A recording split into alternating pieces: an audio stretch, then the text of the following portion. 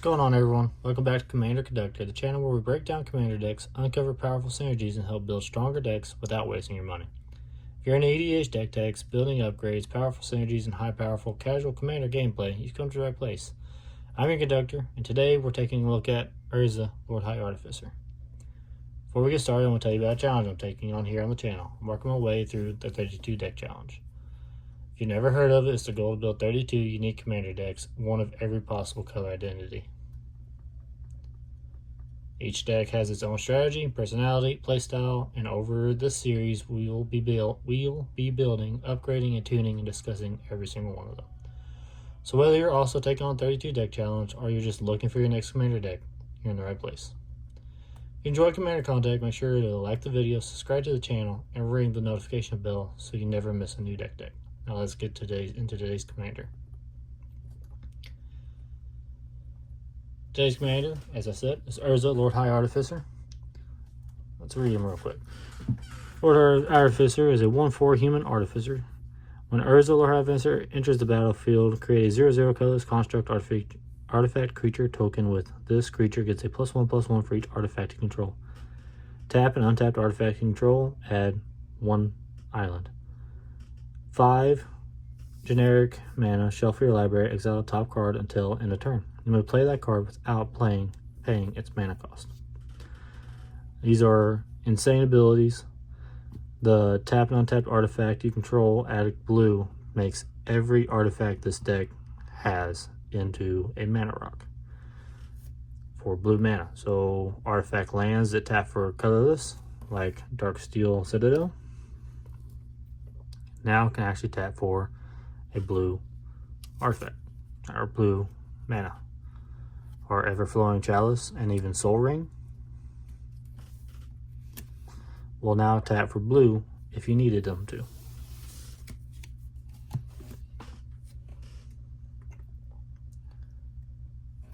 The game plan for this deck is to get Urza out early, use all your mana, all your artifacts as mana rocks, and get a big board state on the field.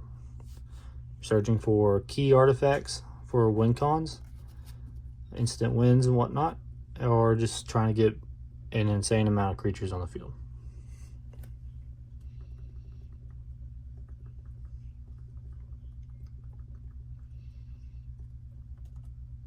Let's go through and list off the cards in the deck, starting with Planeswalkers. First we have Tezzeret, Artifice Master. Comes in with 5 loyalty. You can uptake them to create a colorless stopper artifact creature token with flying, or you can do 0 and draw a card. If you have 3 more artifacts, draw 2 cards. The 0 cost is extremely easy to do with this deck. You'll almost always have your artifacts on the field. Or you can -9, get Emblem with, at the beginning of your end step, search your library for a permanent card, put it onto the battlefield, then shuffle your library. So if you're able to get him up to 9, that lets you go through and start searching. He becomes a tutor at that point. Next is Tezzeret the Seeker. Uptake 1, untap up to 2 target artifacts, or -X, search your library for an artifact card with a converted mana cost X or less and put it onto the battlefield. Then shuffle your library. This becomes a tutor. You can immediately bring him out and do -4 and find almost any artifact in this deck if you wanted to. Or -5, artifacts you control become 5/5 artifact creature tokens until the end of turn. That can end up being a deadly, I'm gonna kill everybody situation. And then Narset, Parter of Veils. Each opponent can draw more than 1 card each turn, so it stops your opponents from drawing, and that's a huge deal. Card draw is what wins the games. Card draw and mana production. You -2, look at the top 4 cards of your library. You may reveal a non-creature, non-land card from among them and put it onto the put it into your hand. Put the rest on the bottom in your library in random order. Those are the Planeswalkers in this deck. Now, sorceries, I'm only running 2 in this deck. I'm sure other people probably run more, but Fabricate. Search your library for an artifact card, reveal it, put it in your hand, and then shuffle your library. So it's a tutor. Next is Ponder. Look at top 3 cards of your library, put them back in any order you may shuffle. draw a card. Again, card draw, it's important. I'm sure there's better card draw, it's just what I run in this deck. Next are my enchantments. Mechanized Production. Enchanted artifact control. At the beginning of your upkeep, create a token that's a copy of enchanted artifact. If you control 8 or more artifacts with the same name as one another, you win the game. With this, you can enchant the construct that Urza makes, and now you're making more of those. Even if this gets taken care of, those copies will still be on the field. Or you can use this to make a copy of a Thopter token that you make. There's a ton of engines in here that make Thopters, and it'd be really easy to get 8 Thopters real fast. Next is Propaganda. Creatures can't attack you unless their controller pays 2 for each creature they control that's attacking you. This deck, I built it very much to make it hard and difficult for my opponents to really do anything, as you'll see when we get to the artifacts. Next, let's go over some enchantments, or instants, I apologize. Archmage Charm. I'm not going to read all these. If you want to, you can pause them and read them. Counterspell, Disallow, Dramatic Reversal, High Tide, Masterful Replication, Muddle the Mixture, Narset's Reversal, Negate, Paradoxical Outcome, Swan Song, and Whir of Invention.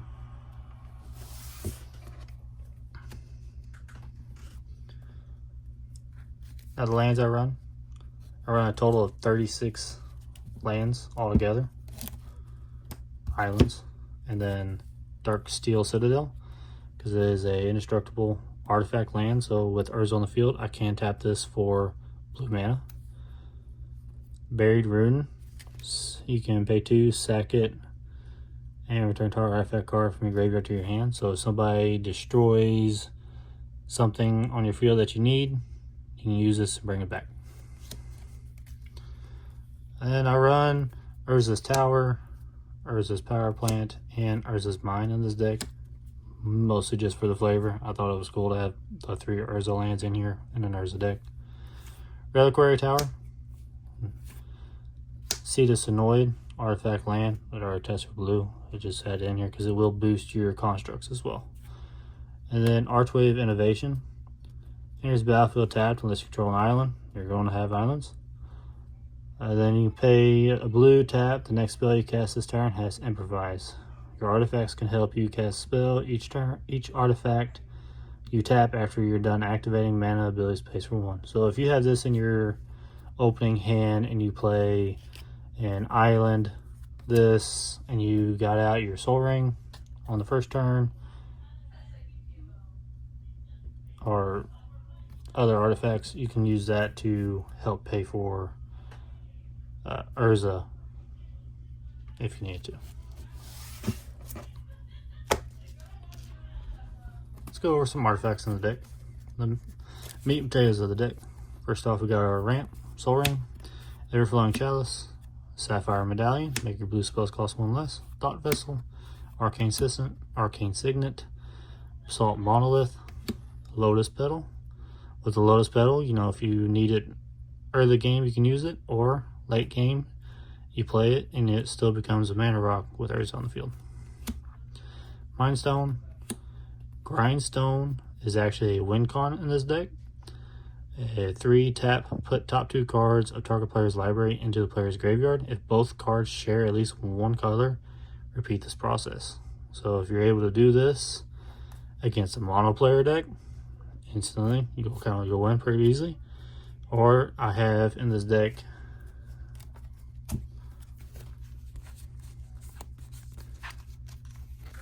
Painter's Servant, which will comes into play. All cards that aren't in play and spells and permanents are the chosen color in addition to other types. So you play this, say everybody's deck is blue, Grindstone, tap, and you make somebody mill their deck out. Sensei's Divining Top. It's also a win con combo off with look at top 3 cards of your library, put them back in the order. For more interested in the tap, draw a card, and then put Sensei's Divining Top on top of his owner's library. with this on the field and anything that makes artifacts cheaper and Mystic Forge on the field, you may look at the top card of your library anytime. You may cast artifact spells and colorless spells from the top of your library. So since there's Divining Top, draw a card, put this back on top of your library. Artifact spells cost 1 less from a Foundry or another artifact spell that makes artifacts cost 1 less. You can play this from the top for free and then do it again and draw your whole deck out if you want. Unwinding Clock, it's great. It keeps you interactive on other players' turns because it'll untap all your artifacts. Urza makes them mana dorks, so you can use them to tap. If you have a ton of Thopters on the field that you just swung at, you'll untap them all.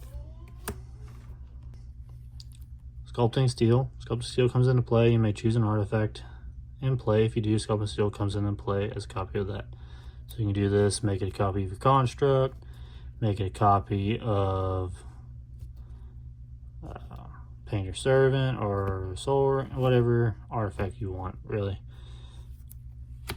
Mishra's Bauble, sacrifice, look at the top card of your target player's library, draw a card at the beginning of that next player's upkeep. This is really in here because it's a 0 cost artifact and it will help with a win condition involving Hullbreaker Horror. Welding Jar, regenerate target artifact, so you can sacrifice this if somebody's trying to destroy something of yours and bring it back. Spellbook, no maximum hand size, but it's a 0 cost, so it's cheap to throw on the field early game. Darksteel Relic, same deal, it's just an indestructible artifact. Aether Spellbomb, return target creature to owner's hand. So play this if somebody plays something big scary. I don't want you to have that this turn. Let's put it back in your hand and slow you down. Lightning Greaves and Swiftfoot Boots, providing protection to Urza. Pithing Needle. Spy the Needle enters the battlefield, choose card name. Activate abilities of sources with the chosen name can't be activated unless they're mana abilities. So doing this, you can shut down a commander. Mind's Eye, whenever opponent draws a card, you may pay 1. If you do, draw a card. And with Urza, this becomes your one that you're paying to draw. So next opponent draws a card, hey, I'm going to tap this, I'm going to draw a card. And then all your artifacts. If you have Unwinding Clock on the field, they'll all untap for the next player. So you just draw. Here's some of the control of the deck. Winter's Orb. A player may untap more than 1 land during his or her untap phase. Howling Mine, not control, but card advantage. Let you draw an additional card. I'll let everybody draw it, but we'll get into that here in a second. Snaring Bridge, creature's power greater than the number of cards in my hand can attack. A lot of the times you can end up with no cards in your hand in this deck, which isn't great, but it'll keep people from being able to attack you. Next is Defense Grid. Each spell costs 3 more to cast, except during its controller's turn. I have this in here, and it's a card that I will probably end up taking out eventually, just because it does affect me as well, and I can't turn this off. Storage Matrix. Instead of each player untapping the permanents he or she controls during his or her untap step, the player chooses artifact creatures or lands and untaps all permanents of the chosen type. So with that on the field and Winter Orb, they had to choose to untap land or untap something else. Now they can't even untap the 1 land if they choose something other than land. And then we have Static Orb. On Static Orbs untap, players can't untap more than 2 permanents during their turn. So now we're just shutting off if Winter Orb and Static Orb is on the field, they can only untap 1 land and 1 other permanent. With Storage Matrix, they have to choose. If they choose land, they can only untap 1 land. If they choose anything else, they can only untap 2 of something else. Now, some decks, these are bad because you can't shut them off for yourself. But with Urza, you can shut them off, tap them for mana during your opponent's end step so that they're all tapped. And then your turn will happen and they will become untapped. But they won't be untapped in time for everything else to not become untapped. Everything will untap together. Next in the deck, we'll go over creatures. Painter Servant, as we've already talked about. Ethereum Sculptor makes artifact spells cost 1 less, so that will be one of the cards you use. That and Foundry's Inspector. That'll be one of the cards you need on the field to use the Sensei's Divining Top combo. Glaring Freshraker. Whenever you cast a colorless spell, create a 1/1 colorless, 0/1 colorless Eldrazi spawn creature token with sacrifice this creature, add colorless token. Whenever that colorless creature enters the battlefield under your control, Glaring Freshraker deals 1 damage to each opponent. This is actually part of a win combo with Hullbreaker Horror. Flash, the spell can't be countered. Whenever you cast a spell, choose up to 1. Return target spell you don't control to its owner's hand. Return target non-land permanent to its owner's hand. So with this on the field, Hullbreaker Horror and Glaring Fleshraker both on the field, and you have a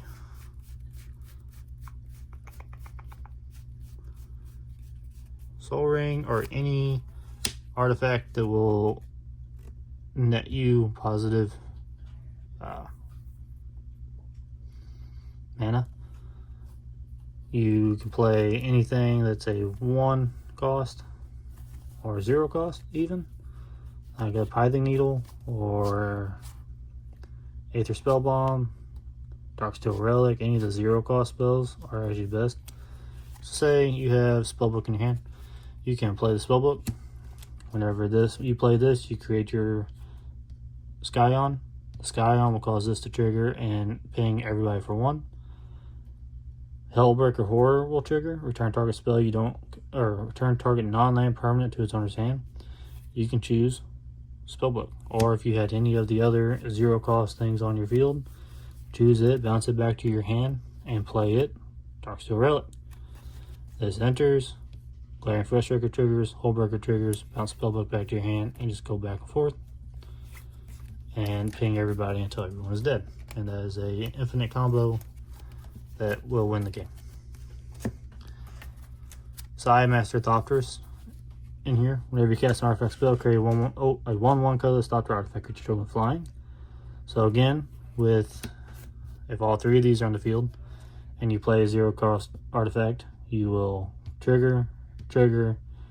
When this trigger, it triggers the damage part on this one again, and then this one will trigger, bouncing Spellbook back to your hand or another artifact back to your hand, and you can do it infinitely, and it will cause Glaring Freshraker to kill twice as fast. But even without this on the field, you can do this until you have an infinite number of Hullbreaker Horror or Thopters on the field to block with, use as mana, whatever. You can use them as mana to do Urza until you can fish out Glaring Freshraker, and then just keep doing it. So doing the bounce back to your hand thing until you kill everybody. But great combo that I like to use and has won me many games with this deck. Next is Drafna, founder of Latinam. Return target artifact control to its owner's hand, or copy target artifact spell you control. So 3 tap, make copies of artifacts. Make copies of your constructs and whatnot. Memnarch, target permanent becomes an artifact in addition to those other types, and gain control of target artifacts. So do this, steal opponent's artifacts, their commanders. Emery Lurker of the Lock. I have it in here, don't usually use it. Let you bring artifacts back from your graveyard. It's good to have, don't use it a lot. Midnight, it's just 0 cost artifact. Ornithopter, again, 0 cost artifact.